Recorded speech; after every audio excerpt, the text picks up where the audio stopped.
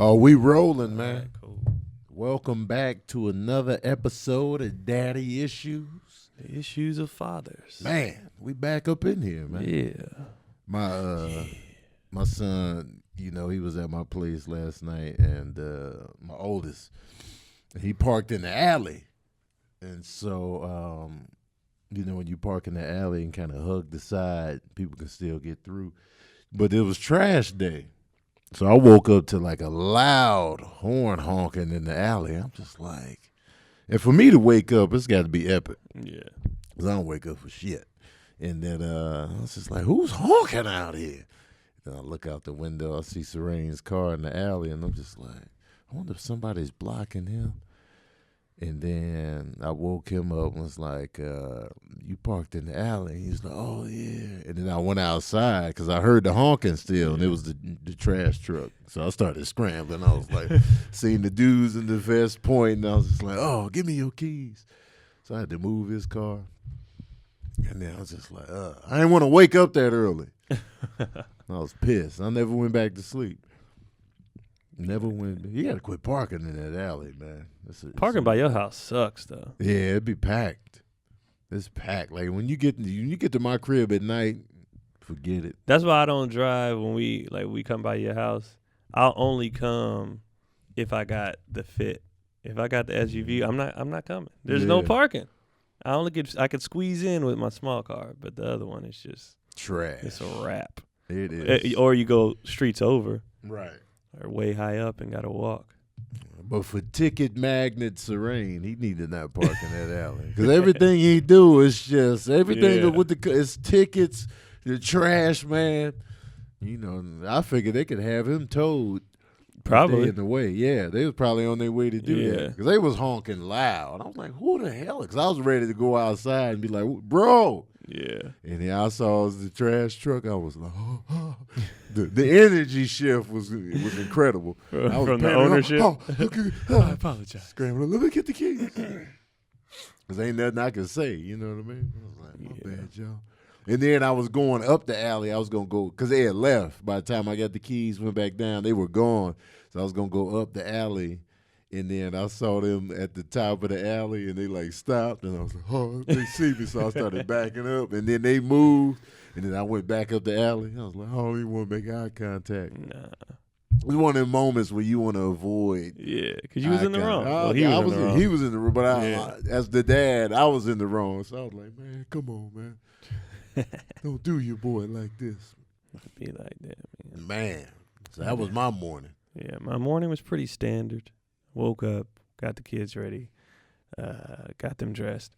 So they both get breakfast at school. Like that's how school works. Kendra gets it at his daycare, and then Keelan gets it at school.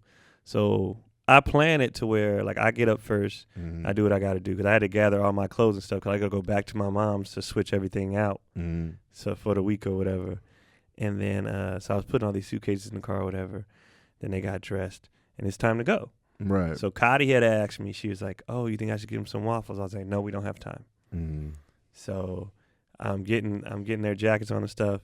She brings it up again. Yeah. I'm like, "We don't have time." So I was like, "Just go." They walk out. I get the last backpack, whatever. I'm walking out, and I see her in the friend's kitchen getting the waffles out. And I walk in there. I was like, "We don't have time." And so I was like, let's go, boys, let's go. And, of course, now they're like, well, I want waffles. And I was like, I don't know why she did that. I told her, and she was like, well, I was like, you were just hell-bent on getting them these waffles. Right. I told you we didn't have time. 2, they eat at school. Yeah. Well, I could see if they didn't get fed at school. You don't want to send them to school hungry. They going to eat in 15 minutes. Why are you doing this, making it difficult? And now they want waffles. Right. So she tried to get an attitude with me. I was like, no, you're in the wrong. Yeah. First of all, you asked me twice. I told you no twice, and you did it anyway. Right. And now they're pissed, and now you're pissed. That's on you. You should have. I said no. That's your fault. So I didn't have an attitude, but she had an attitude about it. But I'm gonna talk to her about it later. Like, if you're gonna ask me something and I give you my answer, don't go do what the hell you want to do anyway. Right. Just do what you want to do off top without asking me. And I'm not saying no to be the jerk or the back. We didn't have time, and I knew how they would react. Right. From not getting it. Like, there's a lot of times we'll be leaving, and they'd be like, Daddy, can I take, X amount of toys? And I'd be like, nah, let's just roll. And I look up and she's handing it to me, and then I take it back, and now they have a fit. I'm like, well, you shouldn't have gave them, like, no. Why do you do that? Like, I don't know. So I dropped them off or whatever, and they was fine. We get to school, drop Keelan off, and so Kendrick, it's his second week in daycare now. And so he only had a rough first day.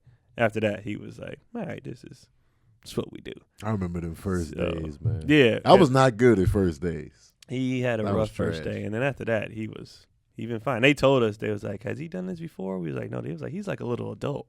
Okay. He was like, he followed the rules. He he do everything. Like the first day I went and picked him up, when I got there, I get there during nap time, but he only does half day. Yeah. So he was laying on his little cot or whatever, and I pulled up, and he was just looking at me. I was like, "Come on, man." He didn't know he was like, "Oh, I'm out." He looked at everybody else like, "I'm out of here, dog." All right, Joe. And then yesterday I had to stop by after I landed to drop some stuff off. But I didn't want him to see me, so I just wanted to peek in. And they was all outside, so I was like, where is he at? What does he do? I just want to see him in his environment. Yeah. So he was holding hands with some girl. She was like 4. So I guess she watching him or whatever. I don't know. But he put himself on the line, man. Kids was swinging, and he wasn't paying attention on the swings. He walked behind that swing. Blah! And I just watched it, and I wanted to see like how they react. Right. He was crying. He went and hugged the teacher. Then a little 4-year-old girl like held his hand and like patted him on the head. Man. And then he was like, all right, I'm cool. So I just be watching him. Like this morning, I dropped him off just to see how his, how he's coping or whatever. So he sat down, and in 2 weeks, he is a pro. Like he walked in, took his jacket off, put it in his cubby, sat at the breakfast table. She gave him his food. He started eating. I was like, oh, he's in. He's got it. So the girl next to him tapped him. She was like, hi. He was like, I'm eating. He was like, I'm eating right now. Don't bother me. What do they eat? They had like the little silver pancakes and apples, Okay. And I gave him his water, and I was like, all right, bro, bye. He was like, bye, Dad. I was like, cool. The other kids is wilding out, crying. But that was him the first day. The first day I dropped him off was so funny because he was crying, and all the other kids who were used to it was just staring at him. Yeah, they was just looking, and there was a kid right next to him with like those big old kid glasses. So he was just like, like staring him in the face, just like, what's wrong with this guy? Yeah. But now he's the kid. So there was a new girl today. She was wilding, and Kendrick was just like, that first day, man. They can't take some kids. They said take like a week or 2. Yeah, it's that adjustment. He was like, all right, I get it. I feel like Serene took longer at that than Yeah. Sincere did. It was like a day after day. He was like, all right, man, here we go. And then after a while, I got used to it. But Sincere, it might have been like one day, and then he was like, all right, this is what we Maybe the doing younger now. ones get it because like they didn't seen the other ones do it already, Yeah. and they're just like, what? For me, my brothers was so much older that I felt like I did everything on my own accord. Yeah. So I was just like, I was a mess. I remember first grade, we were it'd be that new school, just be and then after that, you'd be good to go. But I think I was good on first days, especially because like I remember in middle school, you still, some people go from your elementary or whatever. So once you see a group that or a friend, you're like, all right, I'm straight. yeah, And I remember elementary, we had switched schools. So I was the new kid. So I was like, So I was just trying to, but what happened during recess, I just saw some dudes hooping. So I was like, can I play? yeah, And they was like, he can play. And then I was good. And then this kid in my class happened to live, I was, after school, I saw him down the street. I was like, you're in my class. He was like, yeah. And he lived 4 houses down. Oh, so I was like, we good. So we started Beautiful. walking to school every day. His mom would take us to school, and I had my crew, and I was like, all right, I'm straight. I'm good to go. I remember the last time I cried was first grade, new school, Raymond. And then I was crying that first day. This dude sitting next to me, he made me laugh. He made this face. I was like, he laughing, snot bubbles, the Viola Davis going. And it turns out me and him lived in the same townhouse complex. Yeah. Oh, you live here too? And I was good ever since. Once you get that guy, you're like, oh, you straight. And that was Leon, man. I found Leon. Oh, y'all been friends that long? Yeah, since Man. first grade.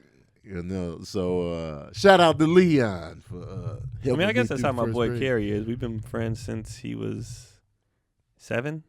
Yeah, that's about first yeah, grade. like that's. Mhm. I mean, him and my brother got whoopings together. Like Yes.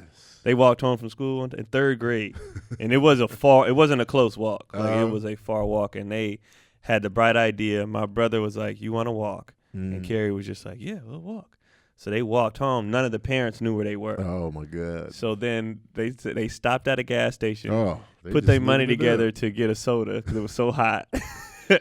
And they made it home. And when they got home, Carrie's dad was waiting in the garage already, belt in hand. And I was like, they both got towed up that day. Man. And now Carrie was like, I had no business listening to you walking on. Like, because the lady who drove us to school picked him up and called, like, the kids ain't here. Right. So, you know, the parents are panicking. Of course. And I don't know why my brother decided to walk home at 8. And they walked across town. Oh, it was man. so far. And I was like, I don't know what made them The do fact that they thought they was cool, though, they was like, you know what, we in the right. You know, let's get a beverage. It's hot, huh? Yeah, let's have a good conversation. The way they told me the story was that it was so hot that they were like, they had to stop. And they was like damn near in tears, like, if we could just find some money to get a soda. So they found, 50 cents, whatever it was. Yeah. And they was like, oh, it saved our lives. Like, and, at 8, that journey was probably far. Oh, man. Like, so far. Yeah. And I was just like, oh, God. As an adult. Because I think about my walk home from school, it's probably like seven blocks. Because I remember from Indiana to Champlain to Chicago. But like as a kid, when your legs are shorter, you Yeah. just be like, It's so far. I'm trying to hang in there. Especially if you got heels. We had heels. We had to take a heel every day. Oh, heels. I 'Cause thought you meant heels. No, Like, heels. Yeah, pumps on? No. Going We had on? to hit this one heel every day, and it was just Yeah, heels are just. with that backpack on. You got 76 books in there. Oh man. my I God! don't know how kids walked in San Francisco because I remember as a grown man in 2017, I was like, how are they doing these hills It's on the way just- down? We did it every day, Jesus. down and up every day. And in the summer, it was just, oh, you had that big sweat on your Yes, back. the and you backpack sweat is the worst. Straps, you just hot. misery. That was every day. Childhood, though, huh? Man, what's going Yeah. on, man? In the streets. Well, this Friday is Valentine's Day. Mhm. Okay. I'm going to give you the short history of Valentine's Day, then I got some questions. Mhm. It started as a Roman festival of Lupercalia. It was celebrated for the beginning of spring, and it included fertility rites and the pairing off of women and men by lottery. So it's basically a naked drunken orgy. Okay. All right. Well, it sounds good so It's a far. good time. Yeah. And- STDs. STDs probably everywhere. Oh, most definitely. In Rome? Good times. Anyway, they didn't have birth control. They had some shoddy birth control. Oh, my God. In the 5th century, it was replaced with St. Valentine's Day, and it was still a drunken orgy, but with clothes. And now it is what it is now. I think they need to go back to the drunken orgy. It's cheaper. Where did Cupid come from? They always got to have a mascot. Always. We need a mascot. Everything. Yeah. We need a baby with a bow and arrow. Because the baby is for the smash. The baby is for the smash. That's what's gonna happen. That's what's going to happen That's after true. the smash. So, let's get a baby in here. Bow and arrow. Cupid is the son of Venus, Roman mythology. Oh, son of Venus. Son of That's Venus. simple. Do you guys have anything planned? I got shows. I got shows too. Sabrina will be with me, but Yeah, she'll be I with don't me. have anything planned. No. Though. But I got a nice hotel room, so you know. yeah. But it's other not- than that, we just gonna be in the condo, the comedian condo. Yeah. But we're gonna have a fun weekend together. So that'll be the Valentine's Day weekend. You know what I mean? But as far as like a dinner and evening, I got 2 shows that night. Yeah. So you know, where you gonna be at? Laughs Unlimited. Oh, in Sac. Yeah, so we'll be in Sacramento. So it'll be like a Valentine's Day weekend. It'll be a good time. That's Yeah, nice. same here. Because I booked the shows and I was like, you can come if you want, and she was like, yeah, I'll go. So I think she's gonna take off work Friday, pull up. And I was like, but she might be bringing the kids too. So like, Valentine's Day, neither one of us be like, because we both. It's a money scheme. It's a money scheme. I'm gonna get y'all to buy as much stuff as you can, and if you don't, have your girl mad at you. So it's a money scheme, and It's we a lot both of be like, pressure it's just on dumb. men. And like, why? For what? If you forget, if you need a day to remind you that you love your relationship is trash. That's just Or it could be looked at as just a fun day to just, hey, y'all are a couple. It could be just that. Well, if it was fun, why got to cost so much? It don't have know to what I cost a lot. I mean, you put that on your own self on how much you spend, but it could be real cheap. It could just be a gesture. Let me cook for my wife today. Let me do this for her. But couldn't you do that on a random Tuesday? But you can do anything on any given day. But Yeah. it's like they make specific days. Just all right, here's a day everybody can get in on the celebration. But they market it hard because it's about That's money. It's definitely about marketing. money. But you don't have to make it about money Yeah. personally. Yeah. Oh, as an individual, no, you Yeah. don't. But that's what they trying for, and people really get caught up in it. People be in It's real businesses fights. involved. They be Businesses- in real fights over we didn't do nothing for Valentine's. Yeah, Hallmark, man. They gotta get this money. But it goes back as far as Christmas, at least. It's going back to Roman times. It's not just a Christmas is Hallmark commercialized too now. Everything is Christmas commercialized is about definitely getting this money. commercialized. Christmas is the ultimate in commercialization. And we all fall for it. We just pick and choose what holidays we want to participate in. Mm-hmm. Like, you know what I'm saying? Like if you fault Valentine's Day for a money grab, you got to keep that same energy with Christmas. It is. 'Cause Christmas it's is a like, money man, grab. you be like, all right, here we go. But people just had their favorites. St. Valentine's Day is low on my list. Yeah. It's low. Yeah, It's probably the bottom absolutely. for me. I like it because we can say, all right, we're having a day off. It's Valentine's Day. Don't ask Tony Don't ask him to edit anything. We can't go to any meetings. It's Valentine's Day. It's a good excuse, just like Christmas. Oh, good excuse. Okay, Yeah. use it as an excuse. The bail I out. respect that. I'm working on Valentine's. Yeah, I'm working. I'll be working holidays though. I'll be like, look, these holidays ain't doing nothing but taking money. I'm gonna make Your whole audience is going to be celebrating Valentine's Day. Yeah, which is fun. I think a comedy show is a great Valentine's Oh Day yeah, date. that's a It's nice date. fantastic, especially if the comic is trying to get y'all.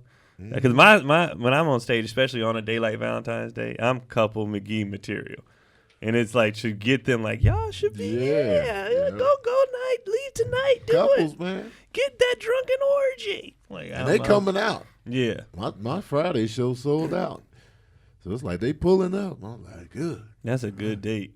Comedy. That's a good first date too. Guys, you're out there. A good first date is a comedy show. Take the stress off, loosen up, laugh. Laughter is the best. Absolutely. It's the best. And if you ain't a funny dude, you can see what her sense of humor is. You can see where it lies. Like, you can look at her, oh, she like this. She likes filth. She likes political humor. She likes this, that, and the third. And so you can gauge that. And you be like, all right, you can take your little notes. And vice versa. Yeah. You can see what he's into. See if he's a tight ass. See what he be liking at. Like, See he if don't laugh at nothing. see how hard he laughs at. Like he only laughs at the joke about women. Oh, Yeah. he might be a misogynist. He Right. only laughs at the. Oh, he likes sport. You find out. There could be deal breakers in there, but you be like, this will be the only date. He didn't laugh at nothing. Do you remember me and Tony Valentino went to one of your shows like 7 years ago, 6 or 7 years ago, and you followed a comedian that bombed so hard. Me and Tony were the only ones in the room laughing. You got up onto the mic and you wiped it off because he had all this awful Nazi humor, and the whole crowd was just. No one was laughing. Everyone hated him, and we were laughing at the crowd. Yeah. And then you got up there and you just like wiped it off with like Purell or something, and we thought that was hilarious. Man. You don't remember that show at Flappers in the big room? Vaguely. Like I remember seeing y'all in the audience, and then but I don't remember the guy's set. I just went up there. Oh, it was bad. Man. It was so bad. And with the fact that we were laughing and Yeah. we were both looking at each other like, oh my God, this is the worst day of his life. Because you know what? Comedians bombing is funny. It's funny. It's funny to me. I mean, I feel bad for them, of course, but it's funny. Like, and I like to hear stories of bomb from other comedians because it's just more. It's funny. It's compelling. Like, how'd you get out of it? How'd you feel, man? I walked off the stage, walked right to my car, and drove off the cliff. It's like, never a good story. man. And It's so, never, the excuses people have. and when you see it, it's just like, man. And then I ain't got nothing for you. Like when you bomb and you come off the stage, I'll be like, And I don't lie either. I don't be like good set. No. I just be like, but usually, a lot of times, if they bomb, they have their excuses set up. oh yeah. So like, I had a comic over for me one time, and he ate it. As soon as he got off, before I could even say anything, I was just gonna be like, And before I could say anything, he's like, man, I gotta start writing set lists. Like if I don't write my set list and I try to freestyle, it just don't be going good, man. It just don't be going good. So tomorrow I'm gonna get it together. He just started talking. I ain't said a word. Right. But he knew it. He knew. knew he had ate it. And you gotta strategize. You gotta see. You gotta ask yourself, what went wrong? All right, I was trying new material, set list.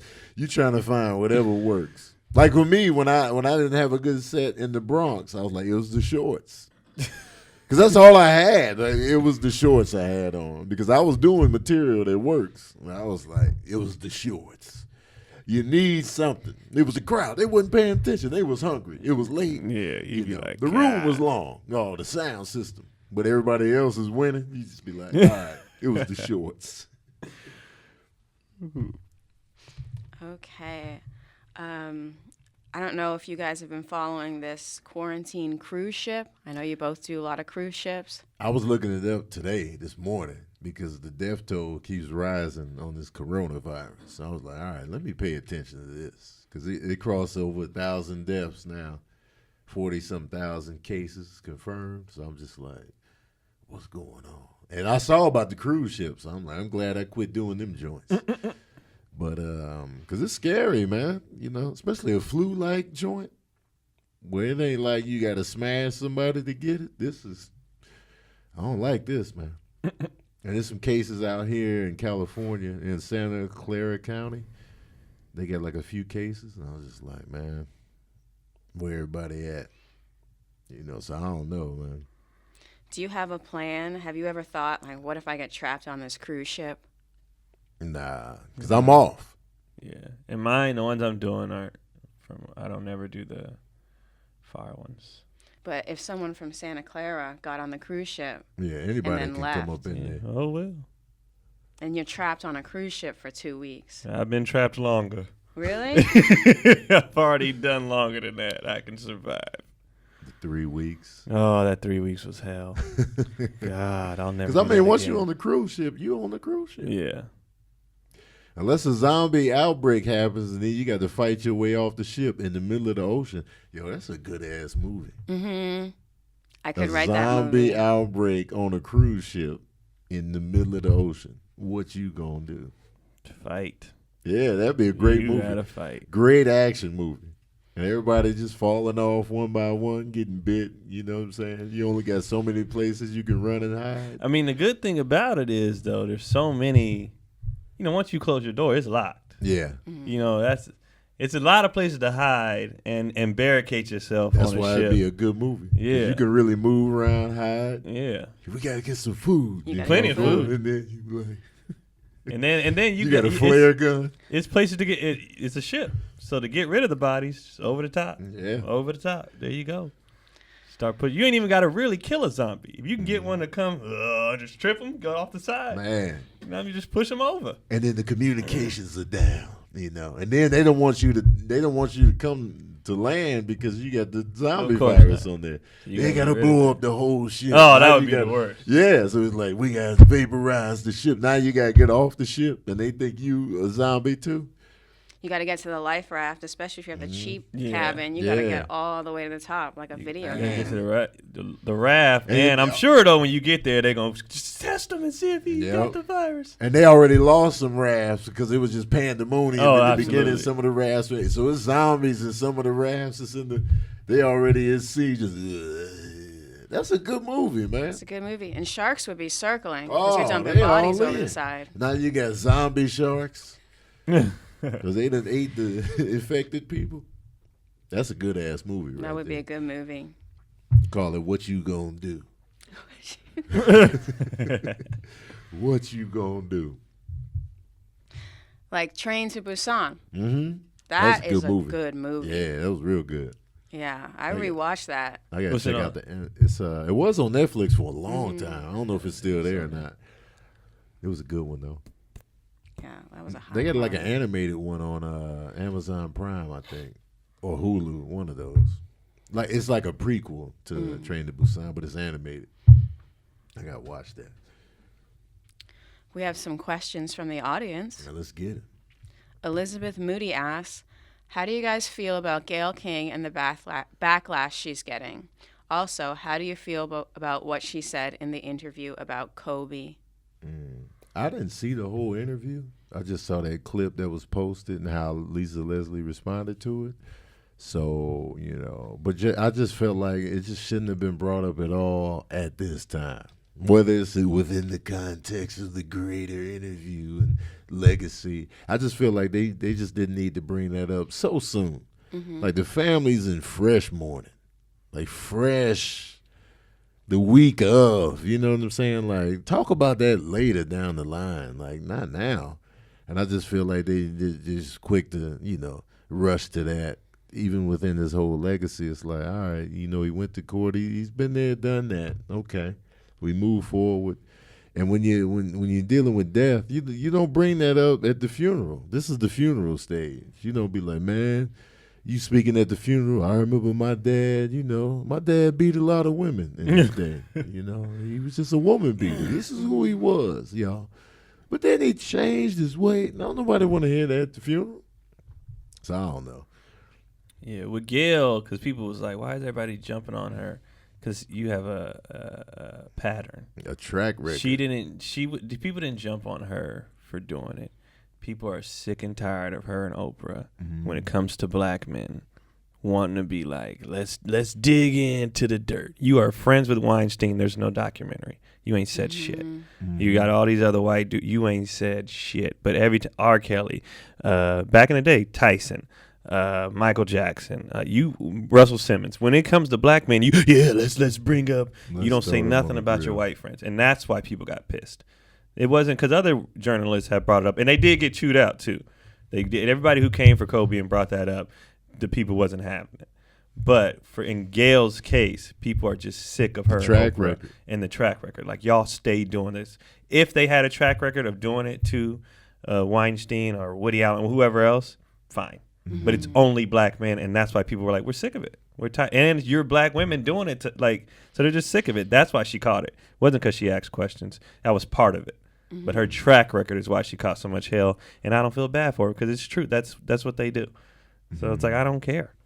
Oprah does throw other people on the grill because she threw that author that lied. She threw him on the grill tough. It was an author named something Fry or whatever, and he made up stuff in his biography, and like he just straight up lied. So she threw him on the grill because she had his book in the book club, this, that, and the third, and he lied.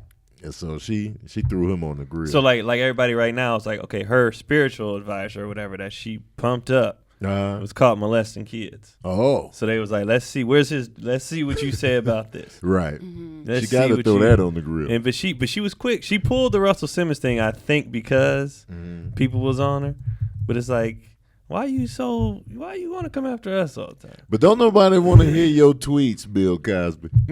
Shut your ass up, man. You're like, hey, man, shut your drugging women ass up. I didn't even say anything when I saw that. I was just like, this dude wild. Shut your ass up, man. I don't want to hear nothing from you. And then people got mad at Snoop, and they were more upset at his delivery instead of hearing his message. Because it sounded violent. His delivery was rough as hell. We coming to But get what do you expect from Snoop? Like, what do you expect?